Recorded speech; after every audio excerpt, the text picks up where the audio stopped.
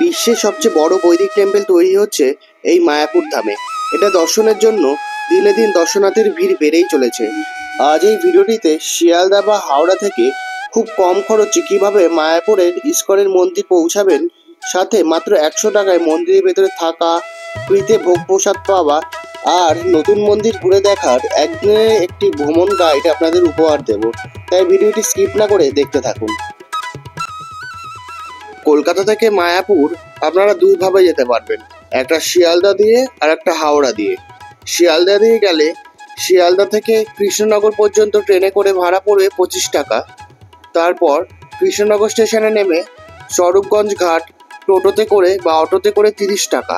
এবার স্বরূপগঞ্জ ঘাট থেকে হুলোর ঘাট বা মায়াপুর ঘাট নৌকাতে ভাড়া নেবে 3 টাকা। অর্থাৎ টোটাল 85 টাকার মধ্যে আপনারা কলকাতা থেকে মায়াপুর পৌঁছে যেতে পারছেন। আর যারা হাওড়া থেকে আসবেন, হাওড়া থেকে নবদ্বীপ ধাম ট্রেনে করে আসতে হবে। তারপরে নবদ্বীপ ধাম থেকে নবদ্বীপ ঘাট অটো বা টোটোতে করে, তারপরে নবদ্বীপ ঘাট থেকে মায়াপুর ঘাট লঞ্চে করে বা নৌকায় করে আসতে হবে। আমি শিয়ালদা থেকে সকাল 6:10 কৃষ্ণনগর সিটি লোকাল ধরে সকাল 8:30টার মধ্যে পৌঁছে গিয়েছিলাম কৃষ্ণনগর সিটি জংশনে। এখন আমি পৌঁছে গেছি কৃষ্ণনগর সিটি জংশনে, আর এখান থেকে টোটো বা অটো করে পৌঁছে যাব স্বরূপগঞ্জ ঘাট। তবে এই স্টেশনের বাইরেই টোটো বা অটো রয়েছে, সেখান থেকেই টোটো বা অটো ধরবো। তবে দেখতে থাকুন, এই স্টেশন থেকে বেরিয়েই অজস্র টোটো অটো রয়েছে।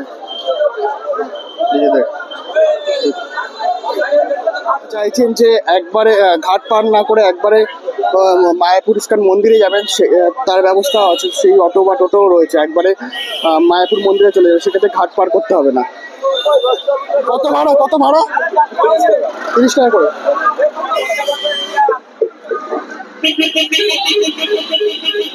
এইখান থেকে স্বরূপগঞ্জ ঘাট হচ্ছে 15 কিলোমিটারের মতো, আর আমরা অটোতে যাচ্ছি, অটোতে ভাড়া হচ্ছে 30 টাকা।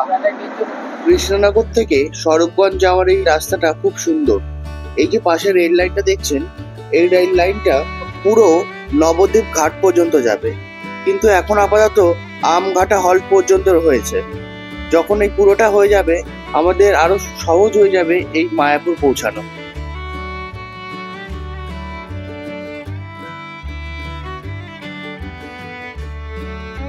আমি চলে এসেছি স্বরূপগঞ্জ ঘাট। অটোতে করে আধা ঘন্টার মতন সময় লাগলো। এই স্বরূপগঞ্জ ঘাটের জাস্ট অপোজিটেই হচ্ছে হুলোর ঘাট।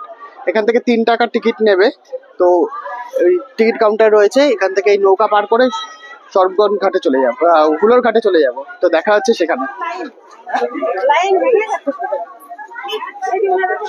এটা টিকিট কাটার লাইন।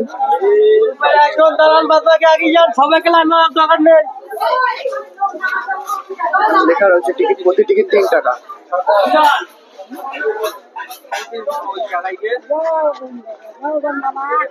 মাত্র 3 টাকা দিয়ে জলঙ্গি নদী পার করছি।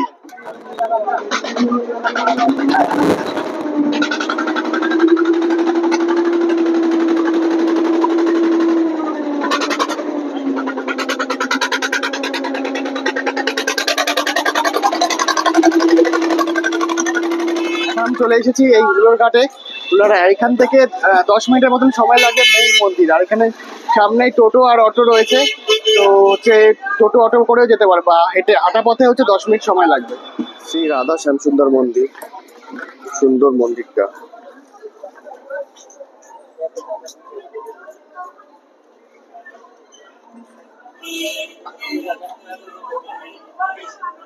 মন্দিরে যাওয়ার পথে রাস্তার দুধারে বেশ কিছু হোটেল পড়বে, তাদের কয়েকটা ডিটেলস আমি দিয়ে দিলাম।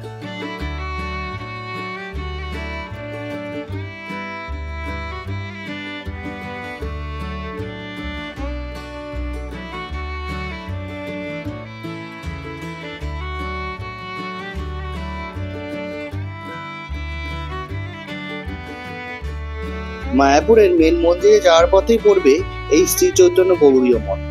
মঠটি খুব সুন্দর, আর এইখানেও থাকার ব্যবস্থা রয়েছে।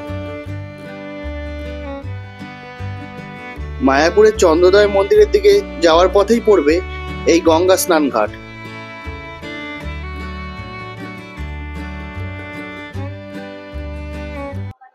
স্নানের ঘাট যাওয়ার রাস্তা।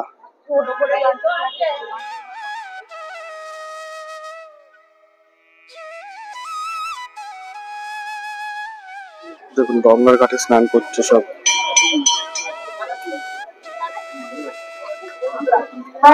পাশেই এই মন্দিরটি, মা গঙ্গার মূর্তি স্থাপিত আছে।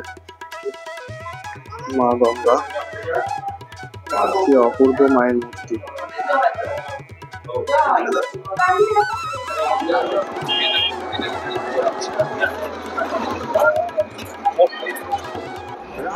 এখন আমি চলে এসেছি একদম মেন মন্দিরের সামনে,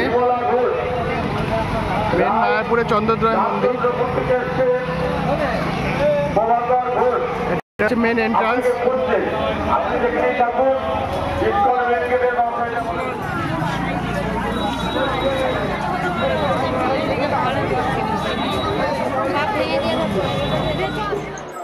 অখণ্ড হরিনাম কীর্তন, এখানে 24 ঘন্টা হরিনাম চলতে থাকে, সারাদিন সারা রাত ধরে হরিনাম চলে।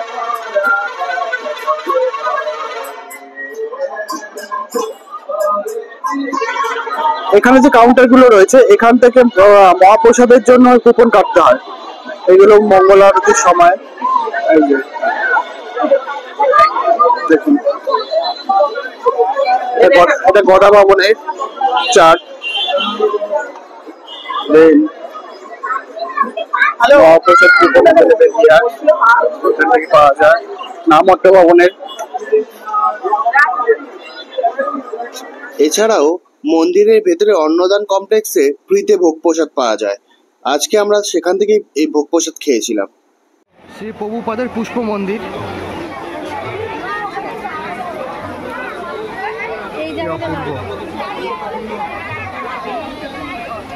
ঝর্ণাটা দেখুন কি অপূর্ব লাগছে।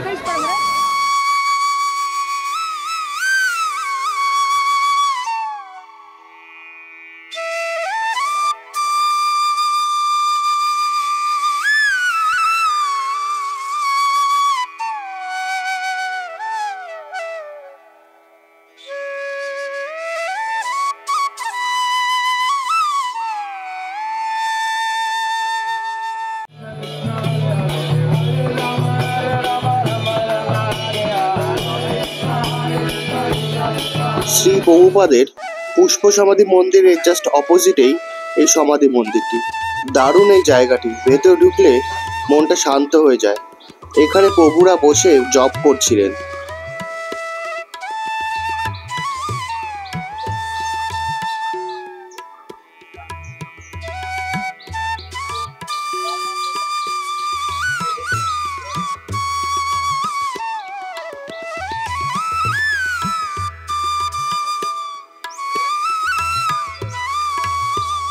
গৌরাঙ্গ দর্শন ডিজিটাল থিয়েটার, এটা সকাল 10টা থেকে রাত্রি 8টা পর্যন্ত খোলা থাকে, আর ঢোকার জন্য 40 টাকার মতন ফি লাগে।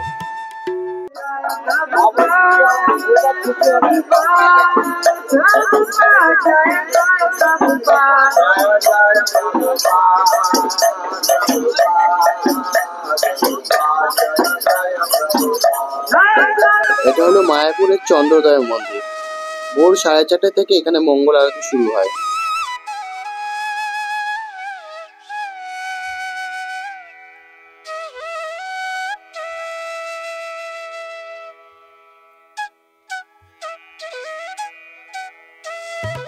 চন্দ্রোদয় মন্দিরের দৈনিক অনুষ্ঠান সূচি এই মন্দিরের বাইরেই বোর্ডের মধ্যে খুব সুন্দরভাবে দেওয়া রয়েছে।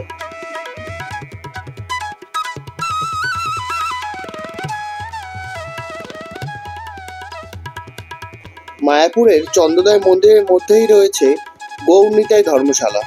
এখানে মাত্র 100 টাকায় আপনারা রুম পেয়ে যাবেন, আর একটা রুমে 4 জন করে থাকতে পারবেন। যেদিন আসবেন সেদিন সকালেই এখানে এসে বুক করতে হবে। এছাড়াও মন্দিরের ভেতরে বেশ কয়েকটা ভবন রয়েছে, যেমন গীতা ভবন, নামহট্ট ভবন, গদা ভবন। এখানেও 500 থেকে 600 টাকার মধ্যে আপনারা ভালো রুম পেয়ে যাবেন। এই ভবনগুলোর কন্ট্যাক্ট নাম্বার আমি ভিডিও ডেসক্রিপশনে দিয়ে দিলাম।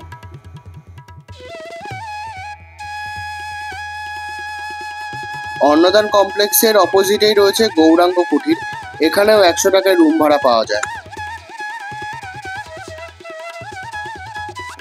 এটা হলো অন্নদান কমপ্লেক্স। এখানে ফ্রিতে ভোগ প্রসাদ দেওয়া হয়, তার জন্য আগে থেকে টিকিট কাটতে হয়। টিকিট সকাল 7টায় একবার দেয় আর দুপুর 3টের সময়। সকাল 7টায় টিকিট কাটলে সকাল 9টায় ভোগ প্রসাদ দেবে বা দুপুর 12টায় ভোগ প্রসাদ দেবে। এবার সকাল 9টা বা 12টার মধ্যে যে কোনো একবার আপনি ভোগ প্রসাদ পাবেন। আর দুপুর 3টের সময় টিকিট কাটলে বিকেল 5টা বা 7টা এই দুটো টাইমে হচ্ছে কুপন পাবেন। আমি দুপুর 3টে কুপন কেটেছি, তাই জন্য আমি বিকেল 5টায় বা সন্ধ্যে 7টায় যে কোনো একটা টাইমে খেতে পারবো। মায়াপুরে যে নতুন মন্দিরটি হচ্ছে তা এখন সবাইকে দর্শন করতে দিচ্ছে, তাই 50 টাকা টিকিট কেটে আমিও দর্শন করে নিলাম। কেটে নিয়েছি, আর টিকিট পার হেড পড়ছে 50 টাকা করে। 50 টাকা। এই নতুন মন্দির দর্শনের সময় হলো সকাল 10:30 থেকে দুপুর 1টা, আর দুপুর 3:45 থেকে বিকেল 6টা পর্যন্ত। মানে মাঝখানে 1টা থেকে 3:45 পর্যন্ত বন্ধ থাকবে।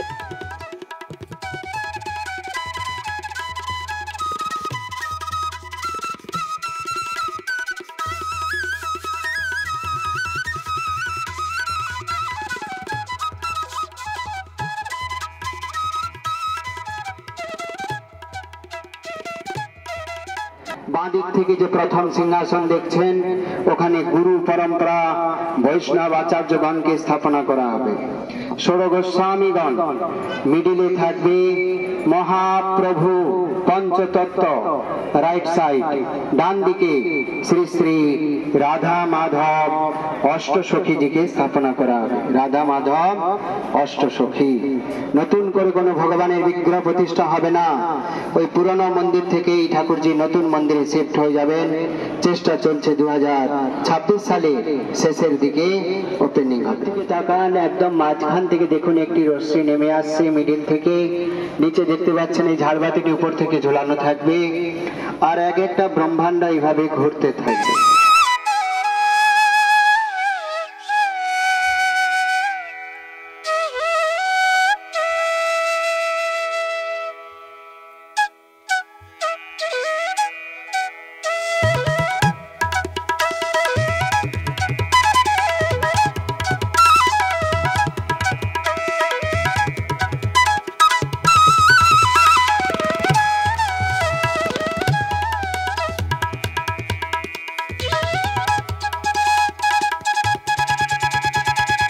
এখন বিকেল 5টা বাজে।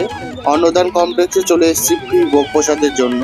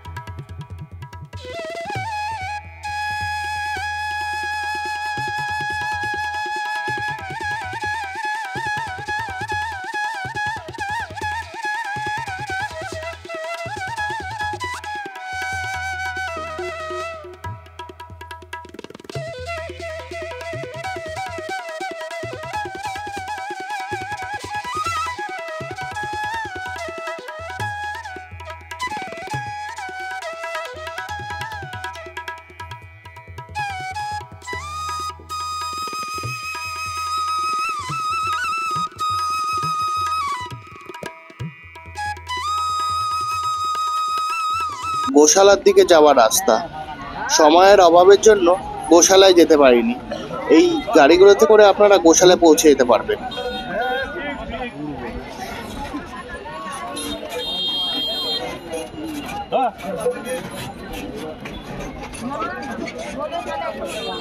না কালকে সব